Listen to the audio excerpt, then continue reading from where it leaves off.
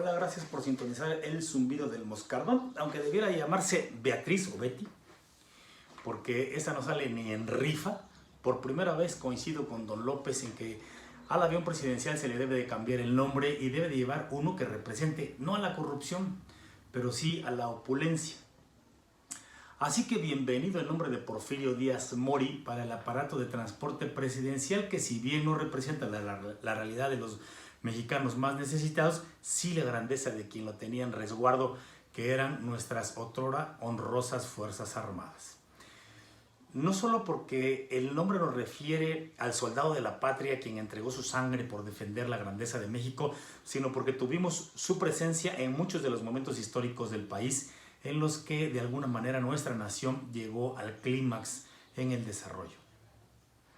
Si a don Porfirio Díaz le hubiese tocado la opulencia tecnológica que hoy tenemos, habría comprado un avión mucho mejor que el que adquirió Felipe Calderón. Solo basta recordar que al primero le tocó, decir a don Porfirio, le tocó celebrar el centenario de la independencia y construyó la Victoria Alada, mejor conocida como el Ángel de la Independencia, ícono de la Ciudad de México. Y al segundo, es decir, a Felipe Calderón, le tocó conmemorar el bicentenario de la independencia de México y construyó la tristemente célebre estela de luz, conocida mejor como la Suavicrema. Díaz también, para celebrar el centenario de la independencia, acuñó una moneda en oro puro de 1.2 onzas, que entonces costaba 50 pesos y que hoy alcanza la cifra de 37,433 pesos por cada monedita de esas que acuñó.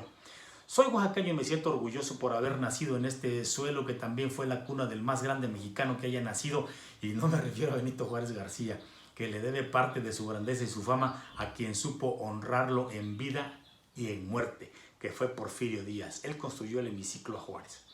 Y como oaxaqueño también debo alzar la voz para decirle a don López que mi paisano, ni en la peor de sus crisis tuvo a México como lo tiene esta transformación de cuarta, que el desarrollo económico, tecnológico, político y social de nuestro país llegó a escalas sin precedentes entonces ni posteriores, incluyendo los tiempos actuales. Porfirio Díaz recibió de Juárez una nación dividida, lejana, convulsionada, pobre. Apenas había 3,000 kilómetros de vías férreas, y al final de 1911, cuando el exilio de Díaz, ya había 20,000 kilómetros más, construidos por Porfirio, por supuesto. Y ese número pues no dista mucho del que actualmente tenemos. A Díaz le tocó inaugurar el tren interoceánico entre Coatzacoalcos y Salina Cruz que hoy en día don López quiere retomar. En el mandato de Porfirio Díaz, un peso llegó a costar $2, lo cual nos da una idea de la manera escrupulosa de llevar la economía mexicana al grado de posicionar nuestra moneda como una de las más fuertes del mundo, porque aquí circulaba oro y plata. La electrificación del país, la telefonía e incluso el cinematógrafo y el fonógrafo fueron avances tecnológicos nunca imaginados en aquella época. La voz y la imagen de Porfirio de Jesús Díaz Mori fueron las primeras en grabarse en cintas magnéticas en nuestro país.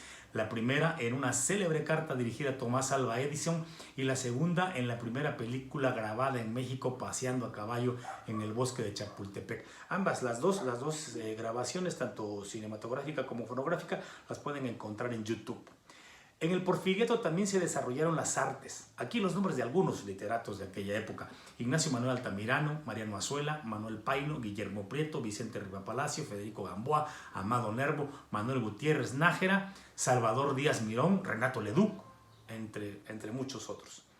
Pero eso no fue todo. Porfirio Díaz, cuando se fue en el Ipiranga desde el puerto de Veracruz hacia Francia, donde le hicieron una calurosa despedida, junto con su carta de dimisión que había leído el 25 de mayo de 1911 en la Cámara de Diputados, donde reconoce que para conservar el poder era necesario derramar sangre hermana, también dejó en la hacienda pública poco más de 50 millones de pesos en oro, una fortuna en aquel entonces, que Madridito y su revolución se dedicaron a despilfarrar.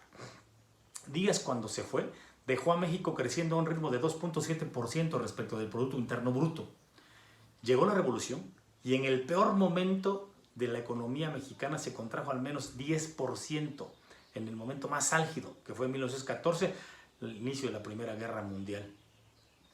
Hoy Hoy, el día de hoy, la economía mexicana sin guerra mundial está por debajo del 17%. Así que llamarle al avión presidencial Porfirio Díaz sería engrandecer más a la aeronave y hacer que el presidente actual se vea microscópicamente más chiquito. Muchas gracias.